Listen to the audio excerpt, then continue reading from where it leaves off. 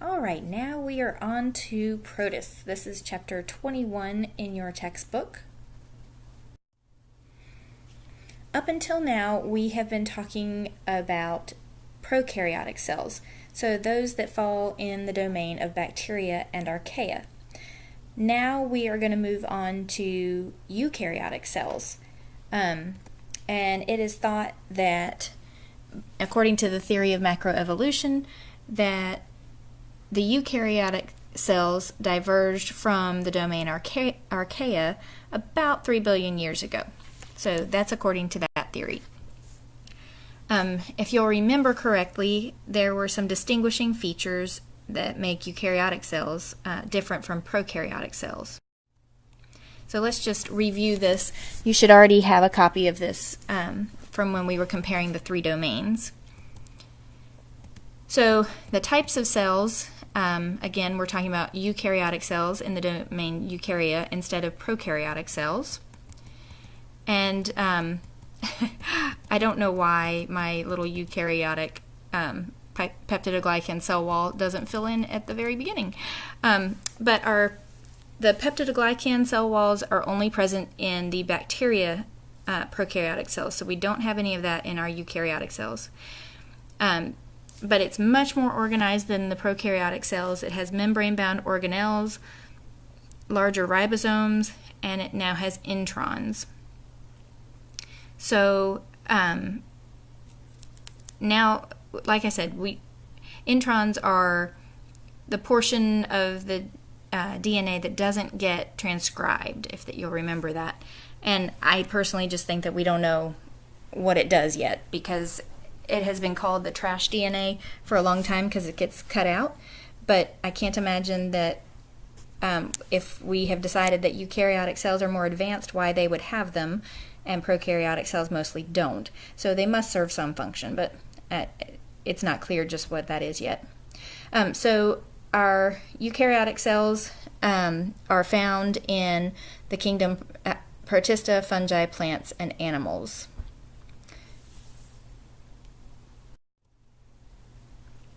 Okay, there are 4 features of eukaryotic cells that we are going to go into, and they're required in order to be categorized as eukaryotic cells. The first is the cytoskeleton. Just like we have a skeleton, every individual cell has a cytoskeleton that helps to give it support. And it gives it a particular shape, and it can also help in movement. So eukaryotic cells contain a cytoskeleton.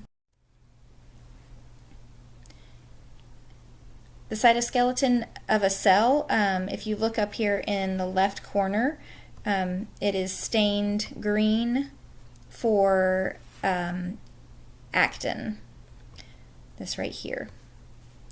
And actin is just one type of protein that helps to make up part of the cytoskeleton.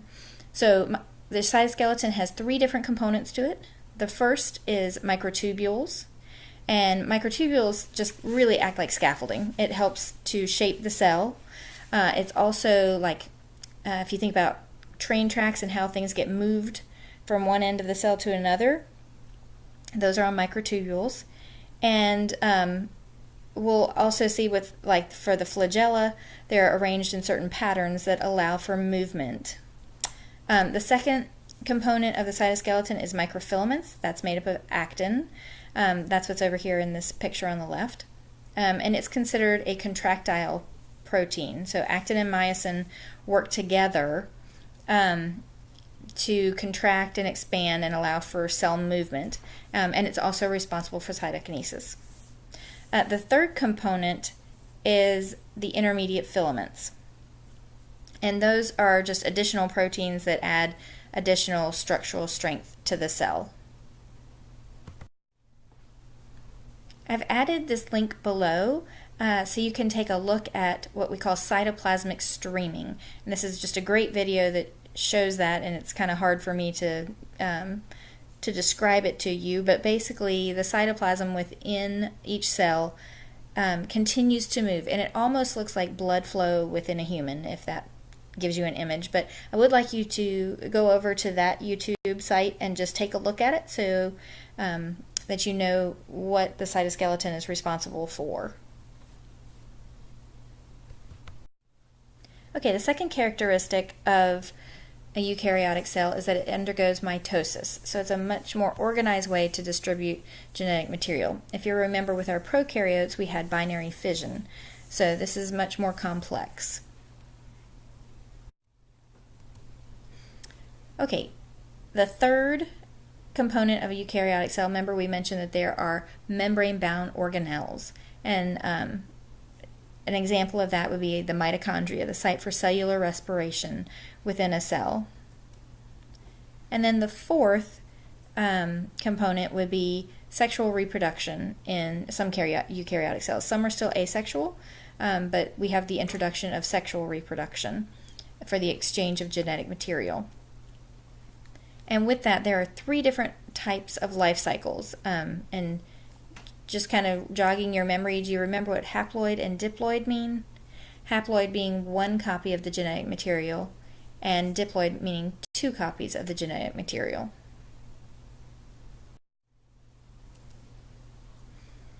So the first type of life cycle is what we call a diploid life cycle. That means that the organism spends most of its time in the diploid phase, and we as humans are a diploid dominant life cycle. So for us, that means pretty much all of our lifetime is spent up here in this 2N phase. The only time that we have a haploid portion of our life cycle is when we produce egg and sperm. And so that means that we are a diploid dominant life cycle. The second type of life cycle is what we call the haploid life cycle. And just as you would guess, organisms live most of their lives in the haploid phase. And we see that in the kingdom fungi, and we'll get to that later. And so if you are looking down here at this life cycle, you will notice something a little bit different that we'll get into. But the big thing to notice is that this entire portion is the haploid life cycle. Fungi do something a little bit different, where they do have a phase called the eukaryotic phase. That means they have, that's before their nuclei fuse. So they have a cytoplasm with individual copies of 2 different genetic sets. So that's the eukaryotic phase. And then they spend a short time in the diploid phase right here, but the majority of their life cycle is spent in the haploid phase. So that's the second type of life cycle. The third type of life cycle that we see is what's called the alternation of generations. And this means that the organism lives part of its life as haploid and part of its life as diploid, and that both of those phases are multicellular. So if you remember in the diploid dominant life cycle that we live, our multicellular being is in the diploid phase. The only time we have a haploid phase is single cellular, so the single egg or the single sperm. So plants are unique in that they have an alternation of generation, which means they live in both the haploid stage and the diploid stage, both in multicellular organisms. So the fun thing about the protists that we're going to be talking about, which are the simplest eukaryotes, is that they can display, they can be found in any of those 3 different types of life cycles.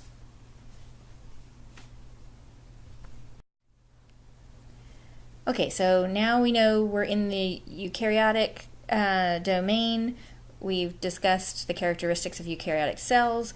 So now let's get to protists. What are protists? The first thing that I'm going to say over and over again is protists are not prokaryotes. Okay, because oftentimes we see the word protist and we think, oh, and they're simple, they're prokaryotic. No, we just spent the last several slides going through, they are eukaryotic. So, but they are the simplest but most diverse eukaryotes. They can be anything from single-celled to colonial or a simple multicellular. Typically they are asexual reproducers, but they can produce sexually as well. They form spores or cysts in order to reproduce. Many of them are what make up the plankton within a marine environment. If you don't know what plankton is, it's that microorganisms that are suspended in the water, typically at the top layer of the water, and they're usually autotrophs. And so if in this picture it says microscopic algae, algae is more of like a common name for autotrophic protists, and we're going to get into that as well. Another important thing is that protists do not show tissue differentiation, so they aren't organized to the tissue level yet.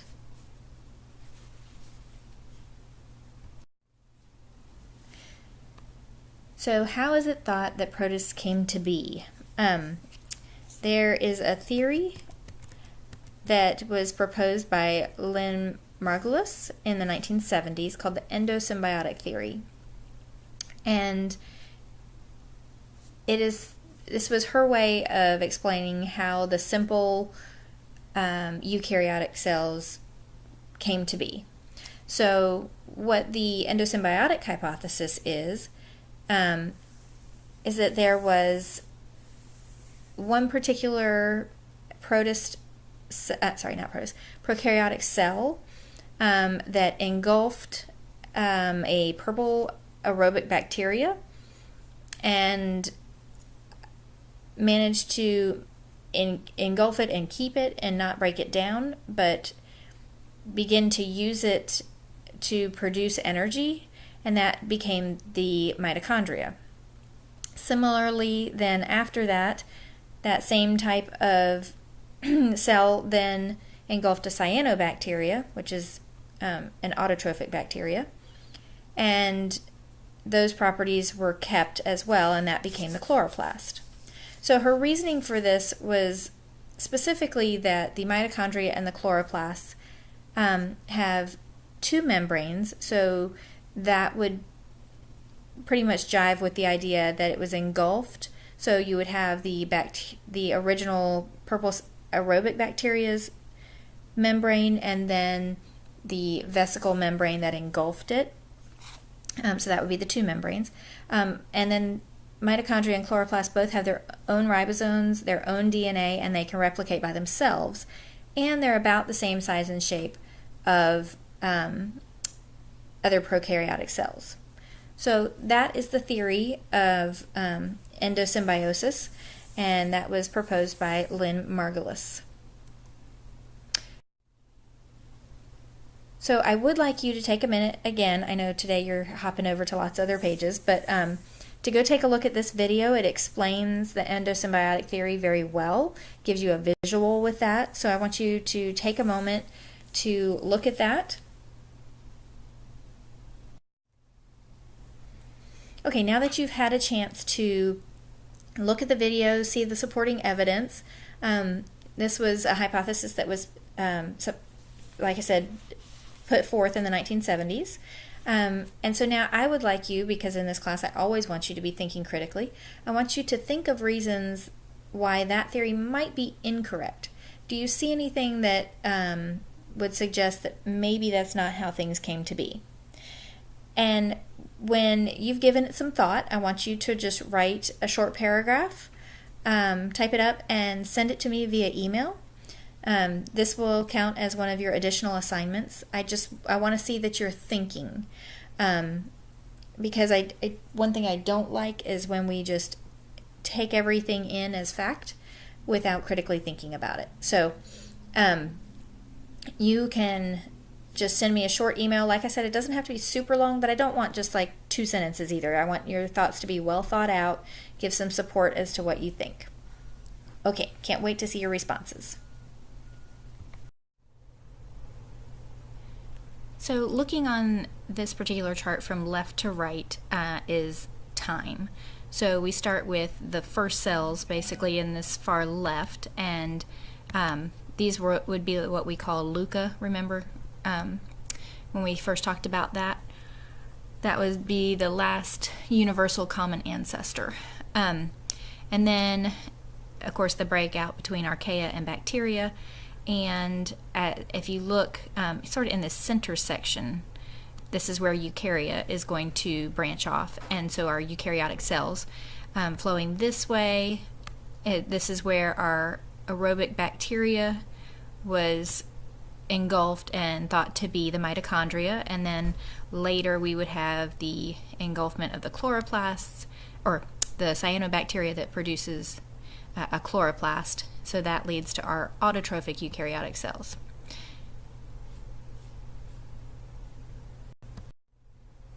Okay, so we have definitely established what eukaryotic cells are, the thoughts of where they may have come from. So now let's get back to Protista. Our protists, remember, are the simplest of the eukaryotic organisms, and the phylogeny seems to be pretty complicated, so therefore they're seen all throughout the various stages excuse me, all the different categories. Oh, yes, I should say that. We used to have a kingdom called Monera, and that was all the protists. So they were just kind of thrown into this junk drawer. Now, based on phylogeny, we've put those simple protists in the various categories all throughout. Over here on the right, if you can look where we have all the different eukarya, rhizaria, and just and amoebas, all those kind of things. So it's not in just one kingdom anymore. It's spread throughout the other kingdoms. So because of that complication of protistas, there is a new hierarchy that we didn't discuss before. So if you'll remember when we started talking about the hierarchy and taxonomy, we said, kingdom was the most inclusive, domain was the most inclusive, and then species was the most exclusive. Well, so there is a new category that we're going to place in there called a supergroup, which is below domain but above kingdom. So it's an extra category in the hierarchy of things. And the protists are in all these 6 supergroups. So this chart is in your textbook, so you can refer back to it at some point in time, but we are going to cover all of these. So if you look over here on the top left, we have the archaeoplastids, the chromoviolatas, excavatas, amoebozoans, rhizaria, and apostacanta. So we will be looking at those as we discover protists. Like I said, protists are found in all 6 of the supergroups. Today we are going to start talking about the first 2 supergroups, the archaeoplastids and the chromoviolatas. And so we're going to be looking at red and green algae. We're not going to look at land plants because those are not protists. And we're going to look at the brown and golden brown algae, as well as molds, diatoms, dinoflagellates, and the alveolates. So let's go on to the next slide. Okay, this is how we're going to break it down for our simplicity to look at it. We have the plant-like protists that are photoautotrophs. We have animal-like protists that are heterotrophs, that are also called protozoa. And then there are fungal-like protists that are saprophytic. And so today we're starting with the plant-like photoautotrophs, and those are mostly algae, also diatoms and dinoflagellates. So just a terminology for you to remember, phycology is the study of algae, so those plant-like protists. Okay. So our photoautotrophs, like we've talked about before, undergo photosynthesis. So why are algae not plants? Some people would look at them and go, oh yeah, those are green plants. Okay, they are not. And the reason why is because they don't have differentiated tissue. So in order to be a plant, by definition, you have to have differentiated tissue. So roots, leaves, and stems, those are all differentiated tissue that contain xylem and phloem, which we are going to talk so much about when we get to plants. I can't wait. But for now, just to know that algae do not have true roots or true leaves or true stems because they don't have that vascular tissue. So therefore they are not plants.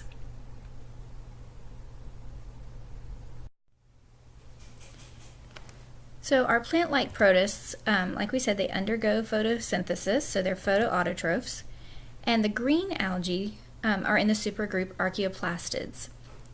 Archaeoplastids are so named because they contain plastids that are thought to have been absorbed by absorbing a cyanobacteria. So the general characteristics of our archaeoplastids are that they contain chlorophyll A and B, just like plants do.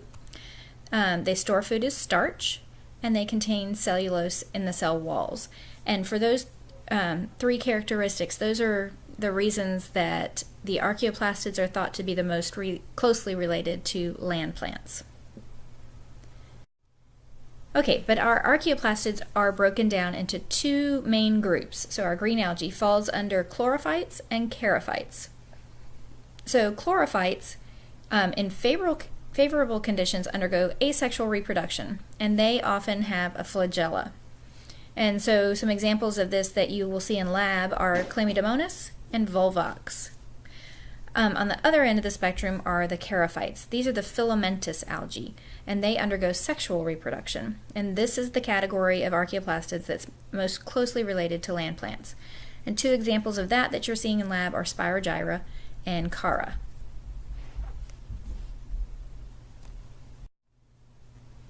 Okay, so green algae have 4 different structure types, and we're going to see these through our examples of green algae. One is the unicellular life structure, and that's obviously just one cell, and the Chlamydomonas are our prime example of that. And so you should have been able to see this in lab. Note that it has 2 flagella. Hopefully you'll be able to see that in lab. If you didn't see that in lab, I would definitely suggest that you go back on a review day and look at that. But here we go. Here's 1, and here is 2. So they are haploid dominant, and they're in the chlorophyte category, like we talked about. So this is Chlamydomonas. Oh, yes, I forgot to mention that. Chlamydomonas tends to be our model organism for algae for the study of photosynthesis and motility in green algae. So this is probably more closely what it looked like in the lab. Sometimes it's very hard to see those flagella because they're very thin. So this is the life cycle of our Chlamydomonas. Like I said, it's a haploid life cycle. So most of its life is spent in the haploid stage. So let's just kind of go through this for a moment. All right, let's start with our zygospore. Oh, hang on, I lost my ability to point. Where is it? Oh, I see it. Okay. Here we go with our zygospore. It's in its diploid stage. Then goes through meiosis to produce zoospores, which are haploid, and that grows into an adult Chlamydomonas. And then it goes through asexual reproduction, which is its predominant method, I do believe. So what happens is it asexually reproduces, producing daughter cells, and then each daughter cell then grows to be an adult Chlamydomonas. Now, it can also produce gametes, as you see right here, and then the gametes pair together through fertilization to produce a zygote, which then produces zygospores. So this is its sexual reproduction. So it can do asexual or sexual. Now, one thing I do want to talk about is just when you look at the Chlamydomonas, there are a few things that are very, predominant in its body. One is this eye spot right here. It's a pigment. It really does work to help it see where the most light is, so it will use its flagella to move to an area of higher light concentration since it is a photosynthetic organism. Of course, it has a nucleus and a nucleolus because it's a eukaryotic cell. And then it has what's called a pyrenoid right here. And that's where it stores its starch grains and its excess food.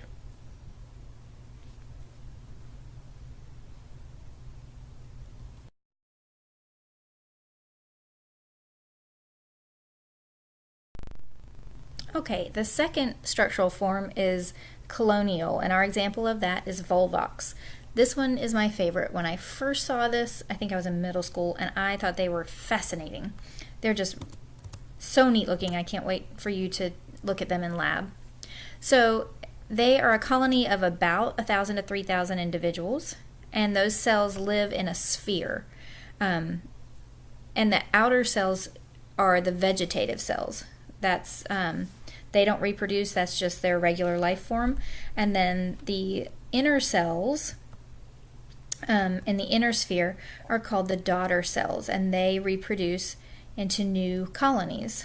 So each one of these cells contains a flagella, and so the whole sphere moves by coordination of all the flagella within the vegetative cells.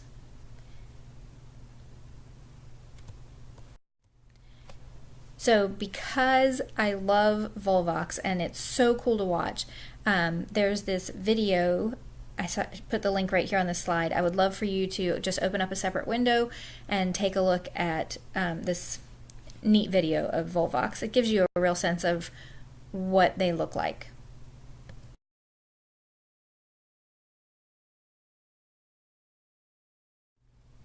Okay, so those two structural types were all in the chlorophytes. So now we're going to move over to the charophytes and look at their structure types.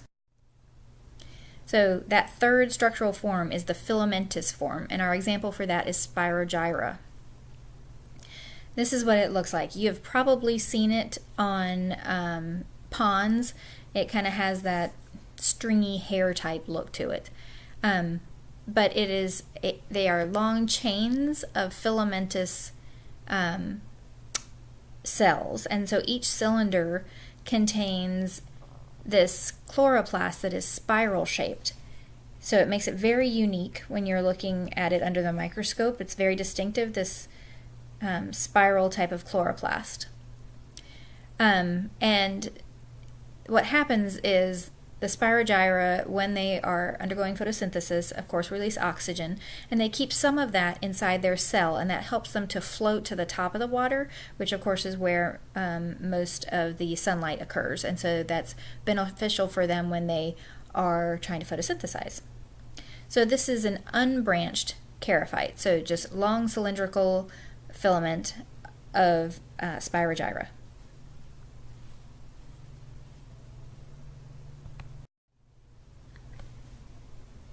So here's just a look at the cell anatomy of the Spirogyra, and even more specifically how they reproduce.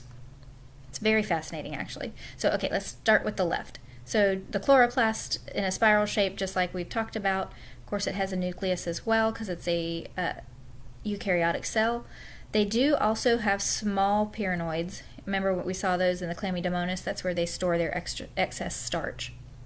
So what happens for their reproduction? They reproduce by conjugation. So we have two filaments, 1 and 2, and they start to form these channels across between the two cells of the filaments, and literally the whole content of one filament is transferred to the other, and that forms a diploid cell because there is a fusion of the nuclei as well. And then in the spring they undergo meiosis and they go back to a haploid filament.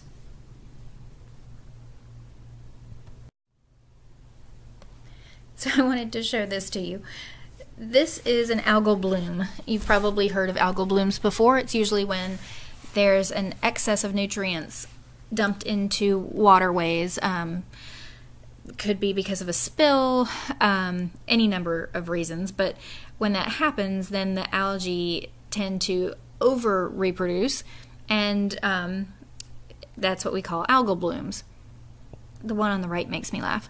But these algal blooms are fine at first, but the problem with them is that as they grow and they use up the nutrients in the water, they tend to cover the top of the water, and then they deplete the bottom layers of the water from not only nutrients but also of oxygen, because all of the algae is at the top and that oxygen is released into the air and tends to not be released into the water column, and also that blocks the sunlight. So any photoautotrophs that were below that are then cut off from their sun supply and therefore don't produce oxygen for the rest of the water column.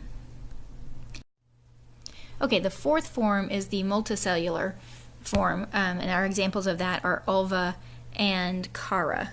Ulva, the one on the top, is called Ulva lactuca. If you've ever seen it, that its common name is sea lettuce, and it really looks just like that. It looks like some romaine sea lettuce, but very thin.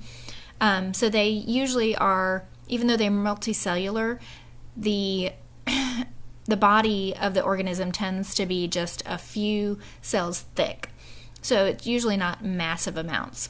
The one in the bottom, chara, is sort of a branched type of multicellular.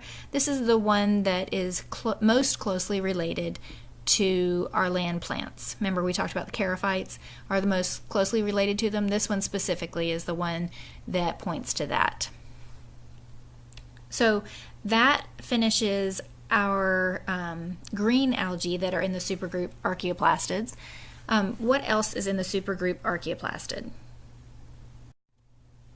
The red algae. So just to kind of show you what that looks like, first of all, we just have to mention that our red algae is basically the seaweeds, and they are of a commercial importance to us. The porphyra is the seaweed used in sushi, so if you eat sushi, you should be happy with the Archaeoplastid supergroup. Gracilaria is another red algae, and it is used, when ground up, it's used for making agar in our petri dishes. So if you'll remember, we did our bacteria swabs and we put them on agar plates.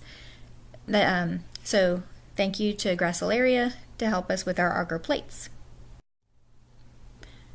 Chondrus, another one, also commercially helpful to us because it makes carrageenan, which is a thickening agent used in all kinds of commercial products, anything from toothpaste to ice cream. Okay, so that was our red algae. So we've covered our Archaeoplastids, the red algae and the green algae. Those are the protists that are in Archaeoplastids. And we're just going to quickly go through chromoviolata, which is our brown algae, and then also our diatoms, dinoflagellates, and alveolates.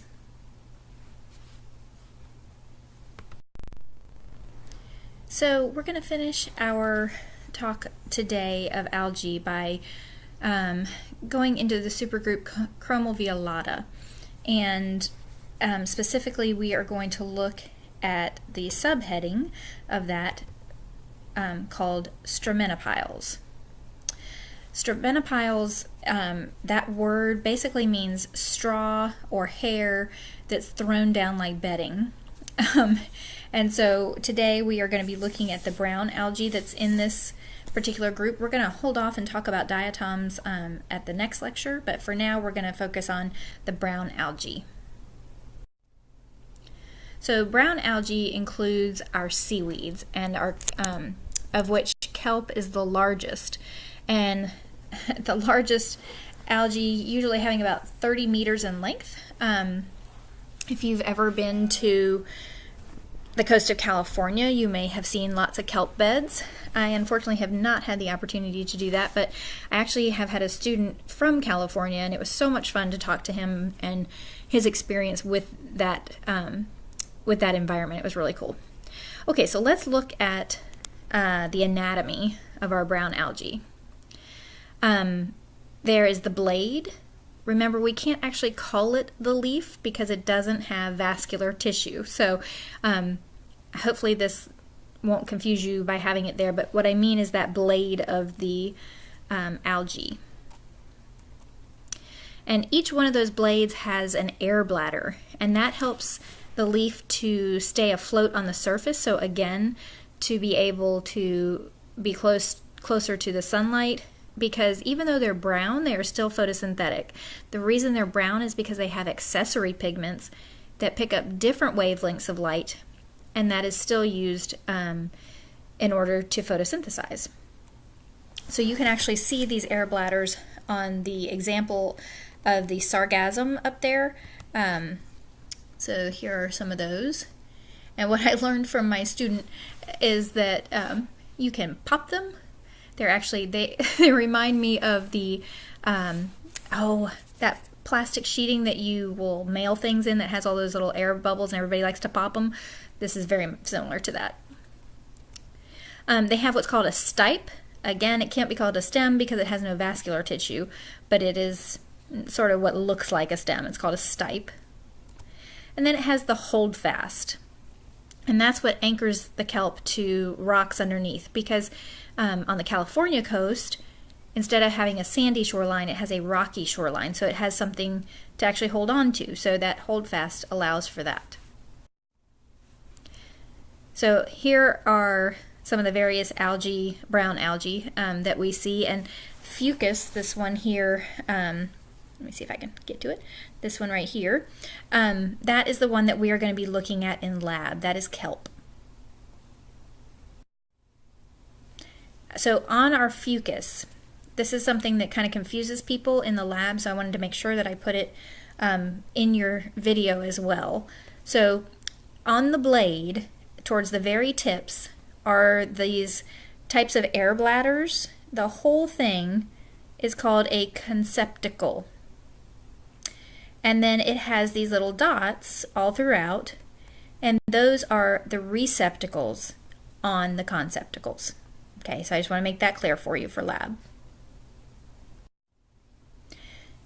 Now, we did mention that off the coast of California, and in other places too, I'm just saying that because it's the most familiar to us, they have what's called kelp forests, and this is a very important ecosystem, and we might talk a little bit more about that when we get into our ecology unit.